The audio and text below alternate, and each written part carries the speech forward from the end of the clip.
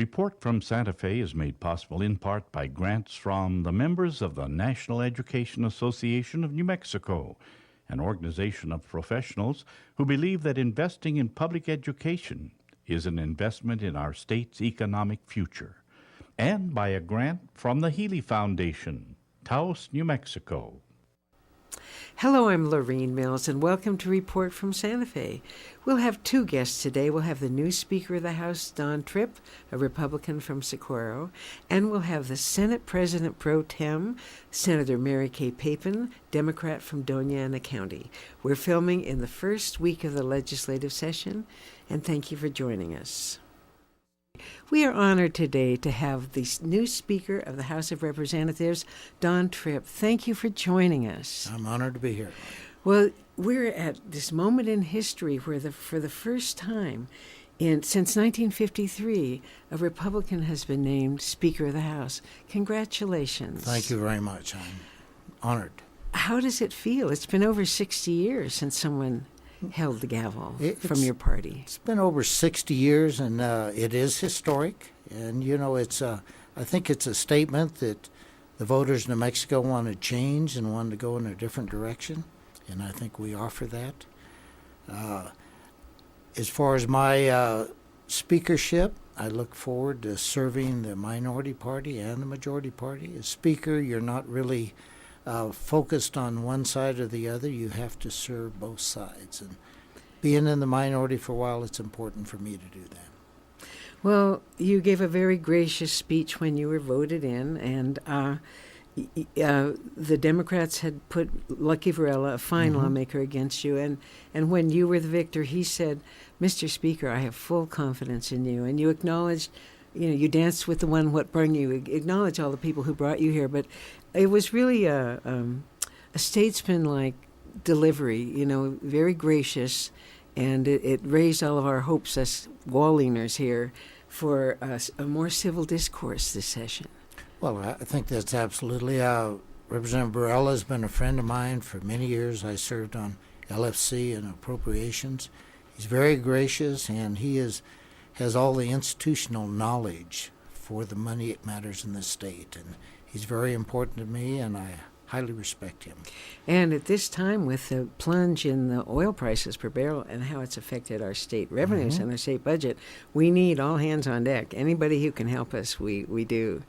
Absolutely, I agree with that. And the price of oil dropping is beneficial for a lot of the consumers. People stop me every day and say, I really like the price at the pump. I can fill my tank, and it doesn't cost me 2 weeks' salary anymore. Yeah. So it's great. I want to talk a little about your background. You've been in the House since 1999. My first session was 1999. So that's 16 years, yeah. And you've just seen the ebb and the flow of the state's fortunes, and so I know that you know what needs to be done. You made a vow to try to enforce a more bipartisan mood on the floor of the House. How can you do that? I'm not saying outrage. How can you do that? I mean, how are you going to do that? How can you make that happen? Primarily, I think we need to have respect on the floor. We'll have political differences. We need to do that with respect. We need to respect the minority party and follow the rules, and that's important to me. I've been in the minority, and lots of times we say, well, that's not right, and I just don't want that. I want to be able to have respectful debate because we're a deliberative body, and we're supposed to debate. So I like to encourage that, be respectful, and follow the rules. But you can make that happen in the House, but outside of the House, there's still very strong partisan forces, sure. And there are still both parties are sending out distorted and outrageous inflammatory press releases, and nationally and statewide. And there's almost a cottage industry of people cranking out stuff to get other people mad. How do you put oil on those troubled waters? Well, that's part of the process, and you have to accept it as that. You hear a lot of rhetoric around the state. I'm against this, I'm against that. Primarily, that's rhetoric. When it comes down to it, we have to talk about things. We have to debate them. And resolution comes after debate and discussion. but there's always posturing going on. I think you're seeing a lot of posturing at this point. Yes, yes. The issues, you addressed a lot of the issues that you'll be taking up in the House, and then a lot of them were highlighted in the Governor's State of the State address. You talked about education. Could you just tell us how you're going to, again, some of these issues like third grade retention have come up time and again. Third grade retention, I'm a supporter of not having social promotion.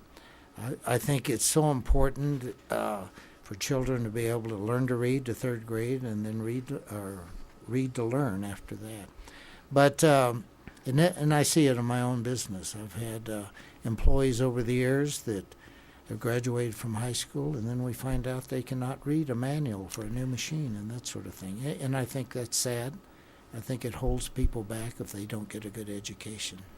Another inflammatory issue is the right to work. Yes. Again, some of these, it seems like they've been around a very long time. They have right to work. You hear, I'm a supporter of right to work. I think it's more of an issue of an employee having the right to choose whether or not they join a union and contribute to the union. I don't think anybody should have to do that as a term of employment. Very controversial also, the driver's license for undocumented immigrants.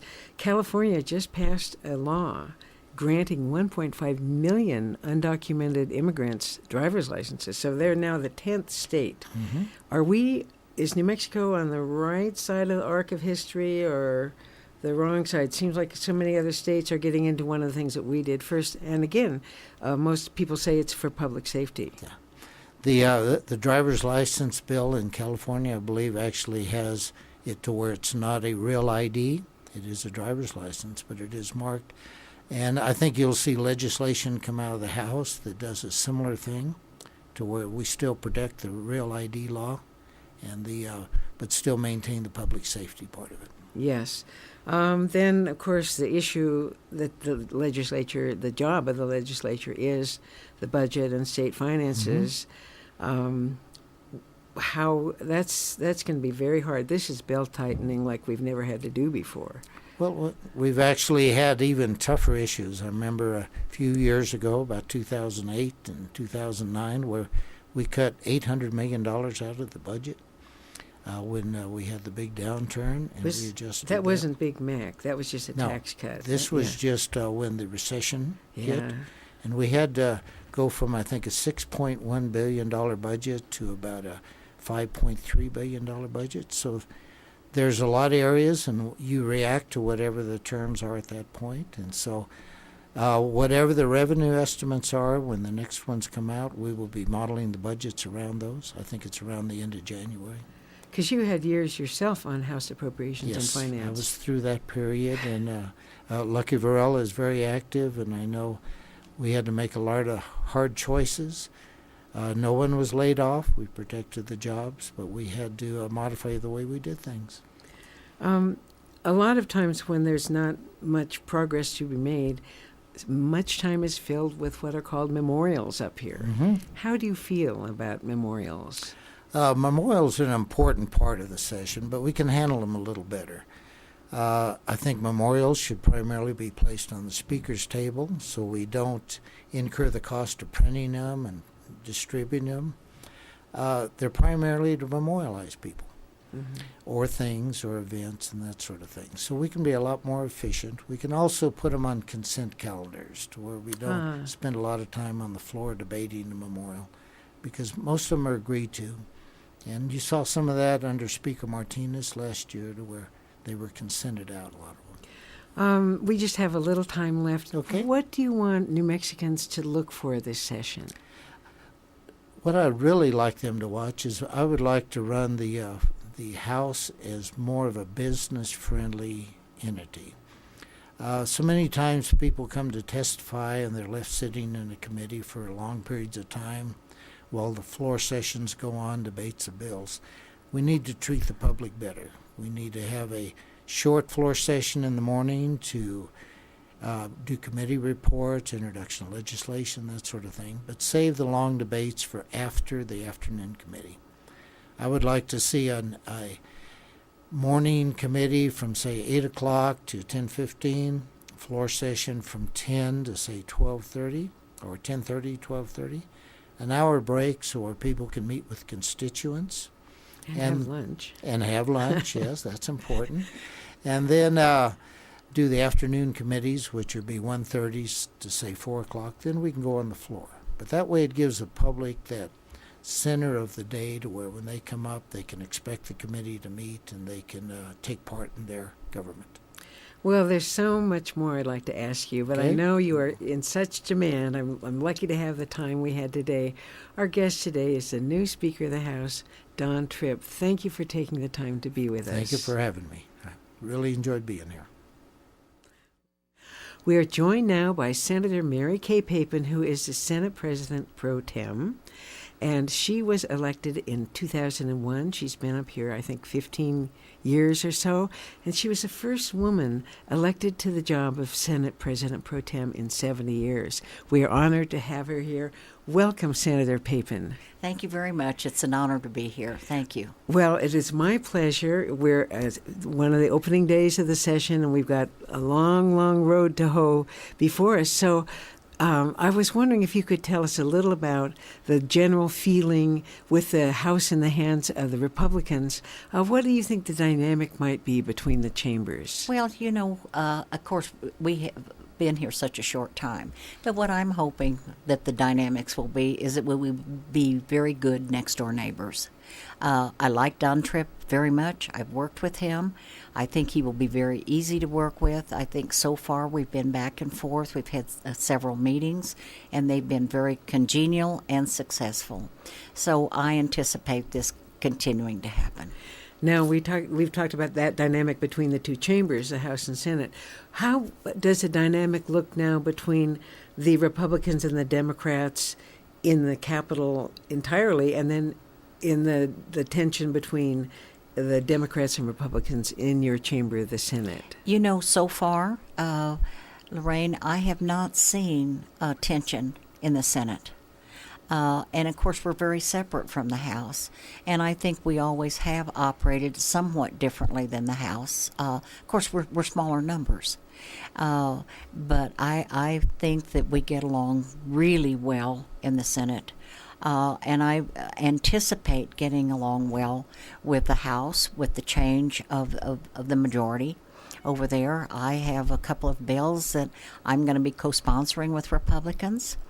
And that we have been very gracious back and forth working on those. So, I'm going in with a very positive attitude. Well, good. Because, we've been so concerned that nationally partisanship has gotten so toxic in this last election, nationally, locally.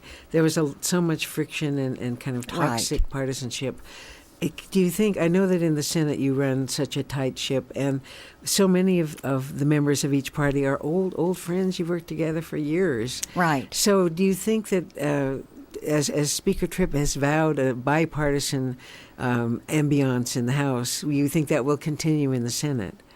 I believe it will continue in the Senate. Of course, I work well with Michael Sanchez, who's our floor leader. I work very well with Stuart Engel, who's a minority floor leader.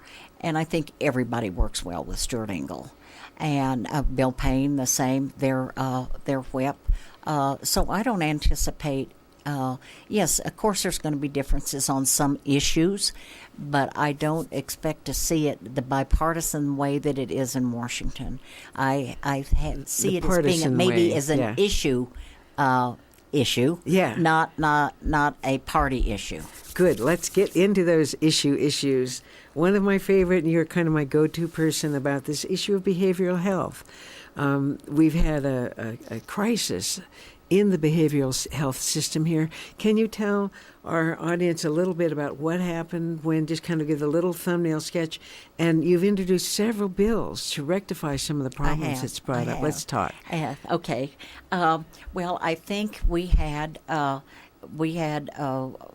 15 providers that were accused of fraud. Those were turned over to the Attorney General. And hopefully they were going to be worked through rather quickly so that those who had not committed fraud would be released. And unfortunately, that did not happen. So right now we have one of the Arizona companies that's is involved with like Roswell, Carlsbad in that area is going to be leaving. So who's going to fill the space? We have a lot of people, as you well know. My grandson is schizophrenic and bipolar. He's in California now, but so this is an issue that we have people who are critically ill. If someone is critically ill with cancer or something else, or Ebola or whatever it is, we jump in there and we take care of it. But so we do have a crisis in New Mexico, and I am hoping that we will be able to come to some sort of a solution to this. It seems to me that every time we get a new governor, not just this governor, but any governor that we get, the whole mental health thing gets turned on its head.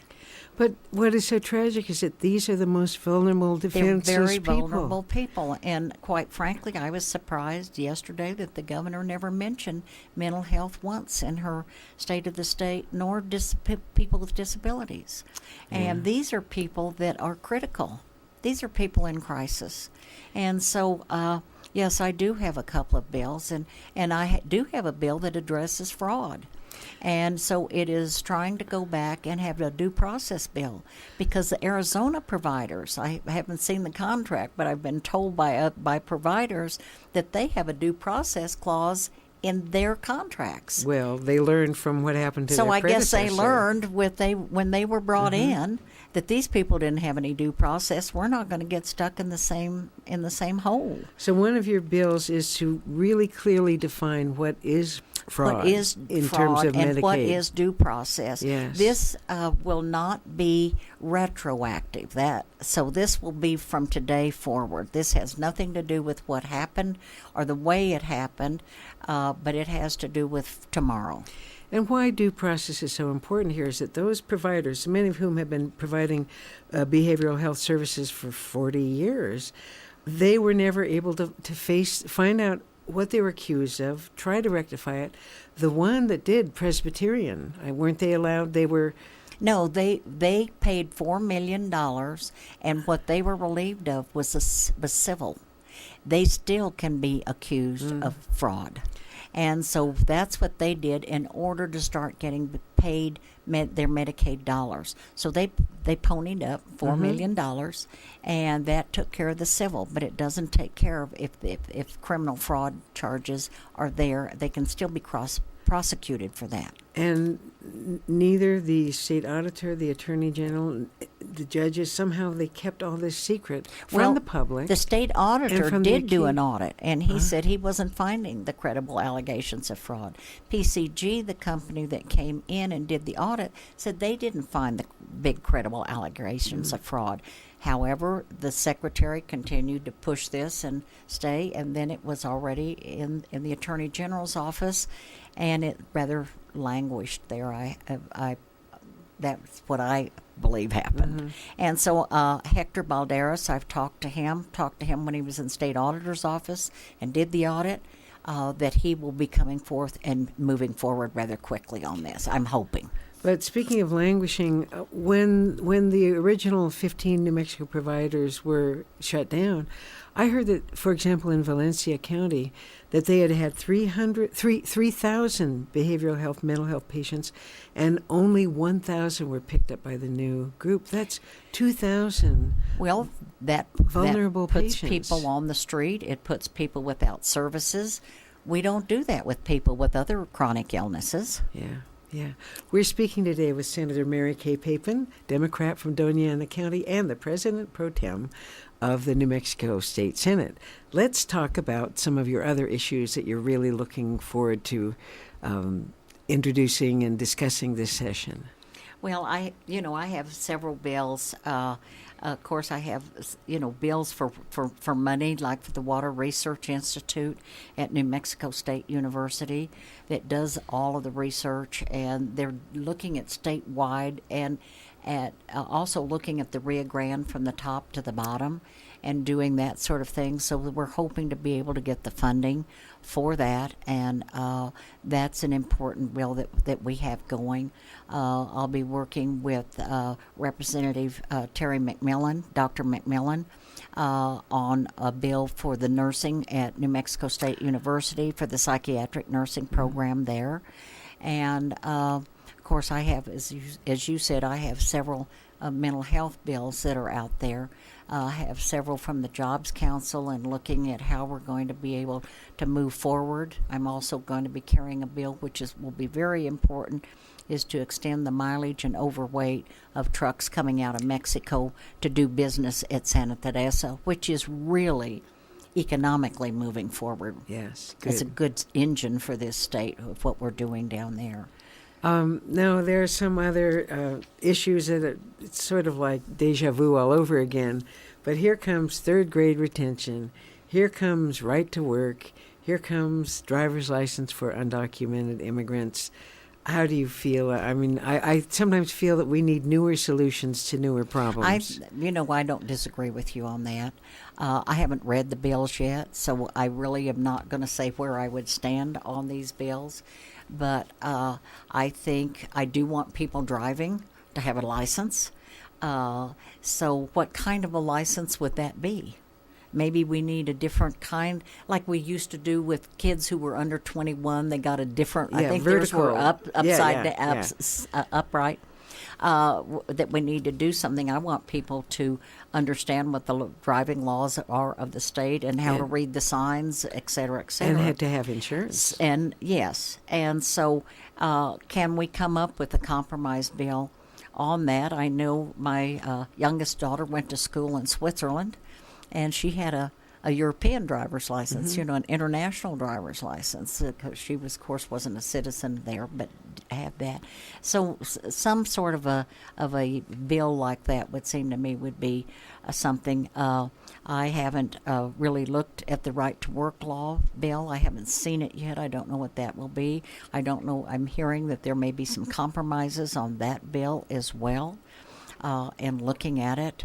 I think we're not a huge union state like if we were Detroit, Michigan, or one of those other Rust Belt states. Yeah, and so I think that in looking at that again, I want to read the bills and see what they really say and how they really are coming forth. Yeah. Tell me what. It's 60 days from now when what would you like to have accomplished? I know it's really crystal balling.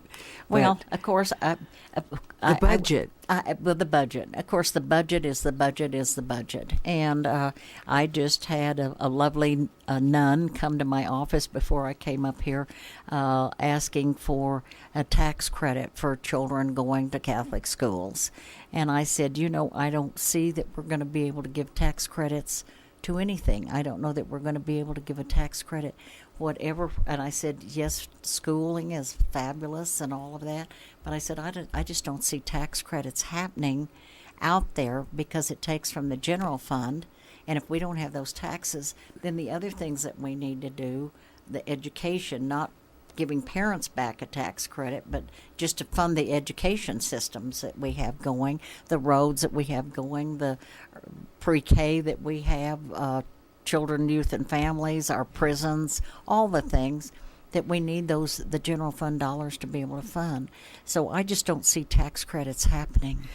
We spoke earlier, and you had mentioned that you thought the budget would be flat, but you used a delightful term. You said there's not going to be any Christmas money. That's right.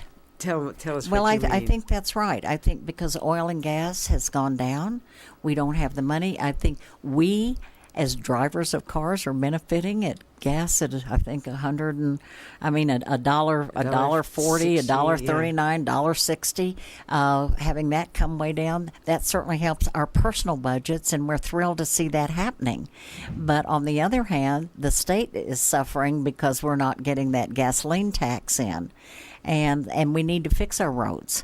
So I think that's something that we're struggling with here, is to see how we're going to make all of this balance out and take care of the most primary needs that we have in the state. Then if we have money over, then we can do some of the other things. I don't see it happening. You've been here long enough to have been a legislator in times of feast and times of famine. And I remember speaking with the old John Mershon was a financial wizard in the legislature years ago, and he had said that it was actually harder when there was too much money to apportion it than when there's not enough. But how do you feel about that? Well, I think that's true. I think I think it's just like a household. I think you have to take this in the same context as you do a household budget. And you look at it, and if there is lots and lots of money there, what are you doing? Where are you going? What are your kids? How are they getting what they need and over what they need, and that? And then all of a sudden you get into a dry spell, and you've got to pull all of that stuff back. Mm-hmm. So are you better to live on a more economical level all the time, and then so that you're not having these huge ups and downs? And when it is known that the state has more money, everyone comes hat in hand. Well, I already have that. When I said, I don't know how much we're going to get in capital outlay in the Senate. I'd be surprised if we get something in it's 7, but in the House maybe 4. But that is very much money to take home, and so and I have one request after another that need 800,000, 800,000, 250,000, 300,000. So how do you even try and apportion that out? So I'm telling people, if you're coming and asking for capital outlay money, tell me what is the bottom line of phase 1. Yeah. And so, can you do something with $50,000 that completes a phase? Because if you can't complete a phase, there's no point in our putting money into a hole that we can't finish a piece of what we've started. I've got 30 seconds left. Yes. What should our New Mexicans look for this session? Well, I think they should look for a very tight budget. I think probably a fair budget. I think we're upping money for early childhood and for pre-K and those sorts of things. I think the governor wants to put more money into our roads. It's our only means of transportation in this state. Yeah. The rail runner, but it doesn't go everywhere. Yeah. So I think that we should be looking at everybody tightening their belts, but trying to be able to put the money where it really is so important for it to be. Well, thank you. We've just been visiting with Senator Mary Kay Papen, the Senate President Pro Tem, and I hope you'll come back later in the session and we'll see how things are going. Well, I would love to. Thank you very much. And I'm Lorene Mills. I'd like to thank Senator Papen, and we also want to thank Speaker Don Tripp for joining us today. I also want to thank you, our audience. This is Report from Santa Fe. We'll see you next week. Past archival programs of Report from Santa Fe are available at the website reportfromsantafe.com. If you have questions or comments, please email info@reportfromsantafe.com. Report from Santa Fe is made possible in part by grants from the members of the National Education Association of New Mexico, an organization of professionals who believe that investing in public education is an investment in our state's economic future, and by a grant from the Healy Foundation, Taos, New Mexico.